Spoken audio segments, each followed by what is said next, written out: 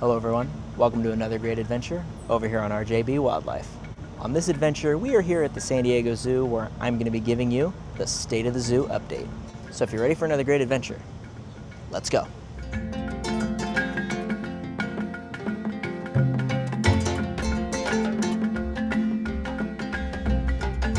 I want to start this update off with what is going to be one of the most important aspects of your trips coming up, and that is the parking update. So originally it was expected that this new parking fee situation was going to be rolling out on October 1st, which was a couple days ago. And as of me parking into here this morning, that has still not been implemented. And from what I understand, that is a circumstance of just some senior docent groups that have been spending time in Balboa Park on the weekends that aren't attributed to any of the museums or even here at the zoo. So that has caused a slight complication and delay to the overall implementation of parking fees here. What I can tell you is how they're going to be doing this. So from what I've been told, they are going to be putting QR codes in the parking lot that you can scan on your phone, and you're going to be able to pay from that system or put in your membership to let the city or the zoo know that you are a member and you are not to be charged for parking when you visit this facility. But the important thing to note here is when you put in the membership for the parking, that is going to maintain itself throughout the duration of the validity of your membership. So every year you're probably going to have to redo this, but from what I understand as of right now, you're not going to have to once you submit it the first time until it eventually expires and you have to renew. But do know, parking changes will be coming here soon, but we just don't have a firm date since October 1st was the proposed timeline, and now that seems to have been delayed. But that's going to do it for the parking information that I have right now. We are now going to head into the zoo and get into what has been a very busy couple of months at this facility.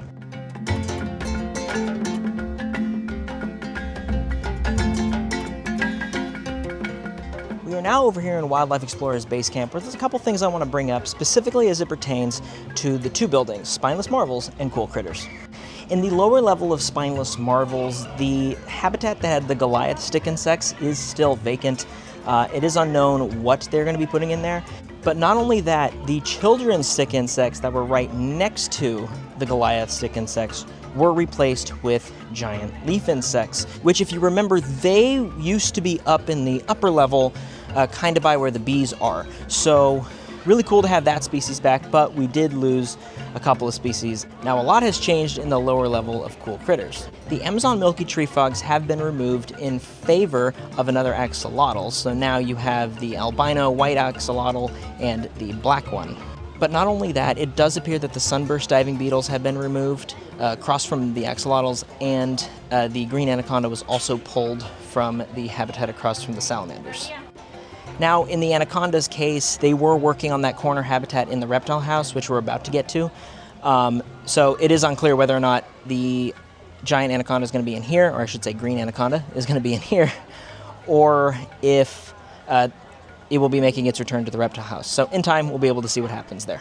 There's also been a good amount of change in the upper level of Cool Critters. The Hispaniolan boa was moved from its former habitat over to where the Woma was, and in addition to that, the Mozambique girdled lizards are now in the habitat that the Mexican black king snake used to be. Overall, in Wildlife Explorers Basecamp, it appears that we are getting a habitat musical chairs type of game going on here. So really cool though, because you get to see a lot of different smaller species, especially when you have a lot of habitats in a space like this. So super encouraging, super fun. Another important change in Wildlife Explorers Basecamp has to do with the rainforest habitats. Now these are home to some of the zoo's ambassador animals, and in the middle one and the left one, as you walk up to them, both are going to be home now to caracals. On this occasion, it appears that the caracals are being housed together.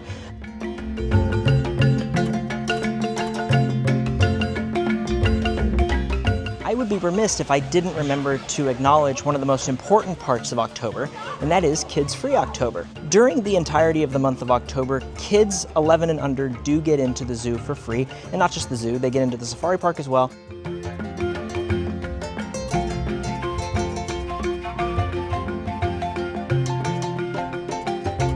We have now transitioned over to the Reptile Walk, and there's one area that I really want to focus on here, and that is the reptile house, because there are certain things that I want to kind of discuss in this video. So the reptile house as of right now has a grand total of 9 habitats with nothing in them, and on top of that 10 habitats that don't have any species labeled despite having animals in them.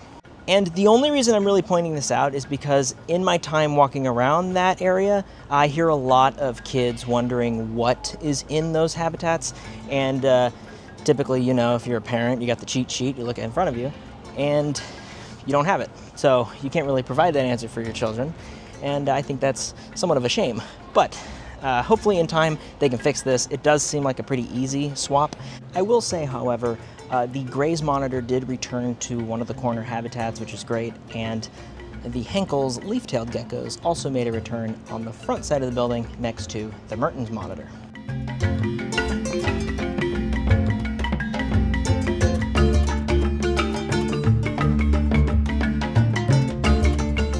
We are now entering the depths of the Lost Forest, and in this area there's a couple of small little things I want to cover outside of the one big thing that we've already covered at length when it happened.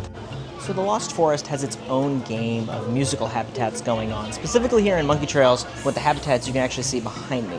There used to be a lace monitor in the one at the far end. She recently got moved to an off-habitat housing that is all outdoors from what I was told.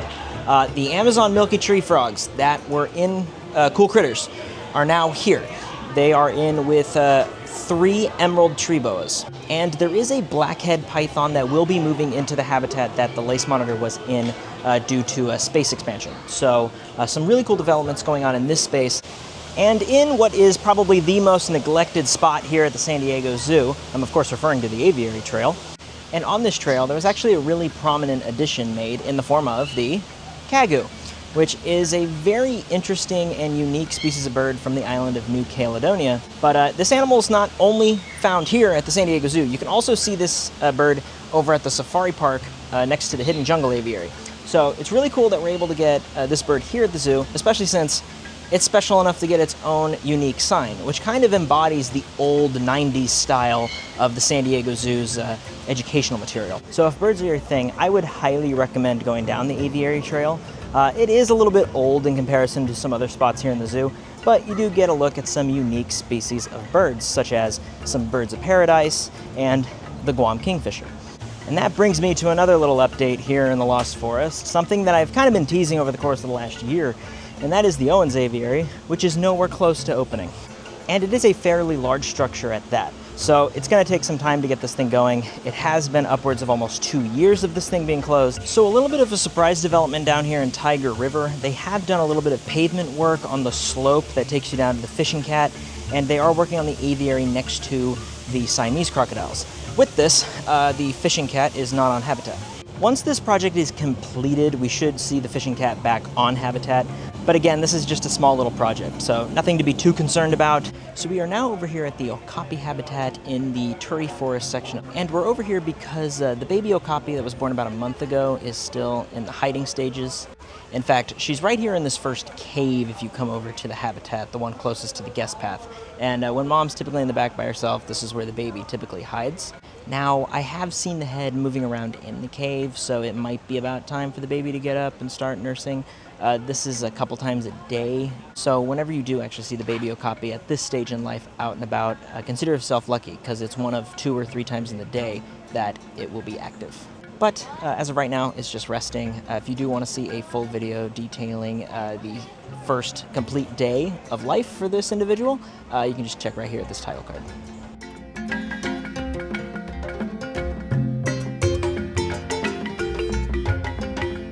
So we are now up here in Northern Frontier, and there's a few things I want to bring up. First and foremost, just some little housekeeping items. The 4D Theater and this structure right here that used to be a little snack shack, the snack shack is now closed, but the 4D Theater is also slated for a closing date. This is mainly due to a lack of attraction for many guests here and just lack of usage. So the operational cost superseded what the income was for it. So that's going to be going away. So it remains to be seen what will eventually come of this space. There is no date at the moment, as they did just change the 4D film in there to reflect the holiday season that is currently going on here. And they have also changed the signage around the main wolves so it matches and reflects the same theming that is currently in place for the mountain lions. We are still awaiting a Bontebok calf to be born up here. The hope was that there was 2, however, that did not come to fruition.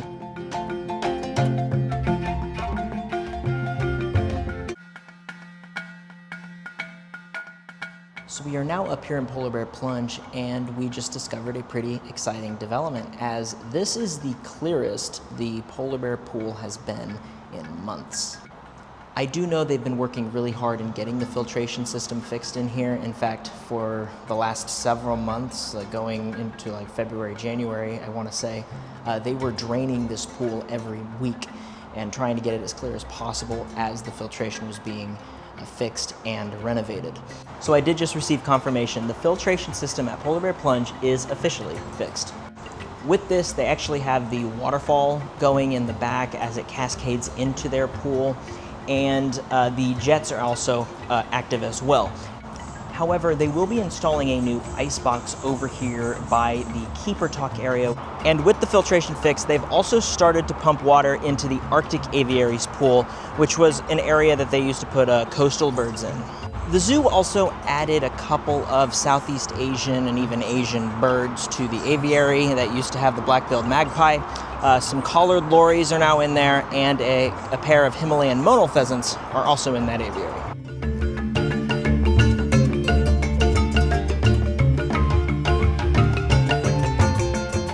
So we are now over here in Elephant Odyssey, where there's a couple little things I want to point out. First and foremost is going to be over by the main elephant pool, where I am right now. In the Dik habitat, there is a new calf in there. This is the second calf that's been born here in the last year, so it is encouraging that we're starting to see a little bit more. Before we exit Elephant Odyssey, I do want to point out a couple things on the opposite side of the exhibition, and that is the fact that the rattlesnake habitat has officially reopened and all of the snakes and beaded lizard are in there. And across from them, we did lose a llama, unfortunately, so it is just the lone guanaco in that space. Guanacos are uncommon in captivity, specifically here in the United States, so it is cool that we have one.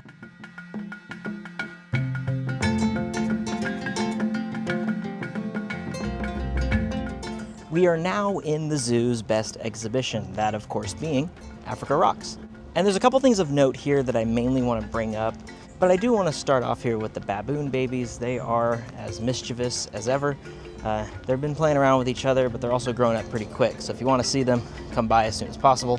And the first thing I want to point out here is going to be with the Amur leopards. This is the mother and one of the daughters from the most recent litter, and they are just sharing the space here. Well, they're not really sharing. One's in one yard and the other's in the other. This is typically the breeding center for the Amur leopards, with Asian leopards being where they house the rest of them. As we move even deeper into Africa Rocks, you'll remember a couple updates ago, we saw the return of the honey badger. Well, that was short-lived, and in her place, the zoo welcomed another fossa. And they were breeding fossas here prior to this, and I think even had a cub a little while ago. So it is encouraging that we do have fossas in both of these habitats again. And to add to the slight disappointment here in Africa Rocks, they have also closed off the deep water viewing area for the African penguins. So the best spot to see the penguins as of right now is where I'm standing. This is kind of just the overlook beach area, and they're just kind of chilling, but they will be swimming in this shallow water area.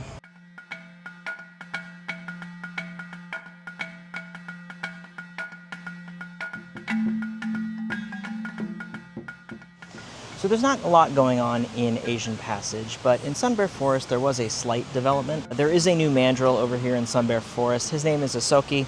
He came over from Monkey Trails, where his brother Ajani lives.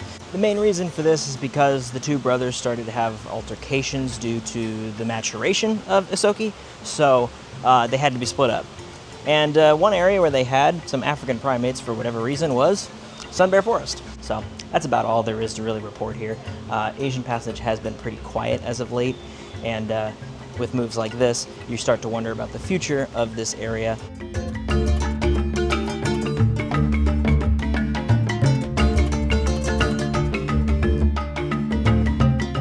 We are now in Australian Outback, where there isn't really anything new to report on. I just kind of want to give some updates into some of the animals that we've seen this year, specifically the koala joeys, as they have started to grow up to a point where they are a little more independent than they were previously. If you do see the joeys, they are going to be smaller than the adults, obviously, so just be sure if you see smaller individuals, just know those are the joeys. They are pretty big now. And as for the newest residents in Australian Outback, the Tasmanian devils, they are as elusive as ever. It is very hard to see them. In fact, I just saw them for the first time today in about a couple months. So very hard to see them. You got to time it right, but hopefully they will become a little more comfortable. They are nocturnal by nature.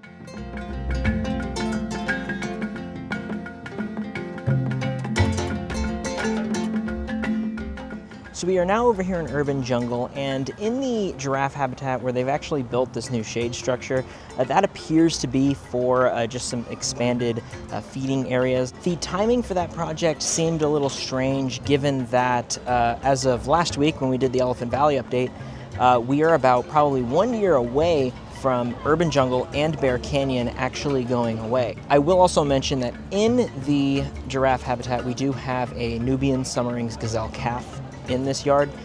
There are 3 individuals in here, a male and 2 females, and now 4 with the calf.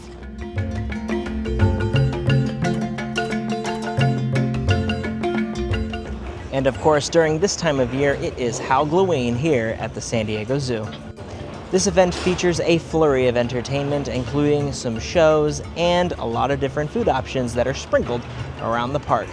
The entertainment includes singing pumpkins, scarecrows that are walking around on stilts, and a mariachi band over in Elephant Odyssey. So if you're visiting during the month of October, be sure to take advantage of all the different things going on here, but especially HalGLOWeen, as the hours on the weekends are going to change from 9 a.m. to 9 p.m. Friday through Sunday.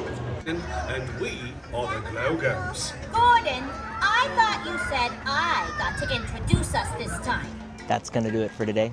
If you had fun on this journey, please hit the like button. And if you would like to embark on future adventures, please consider subscribing and ringing that notification bell. And until next time, I hope to see you all again on the next adventure on RJB Wildlife.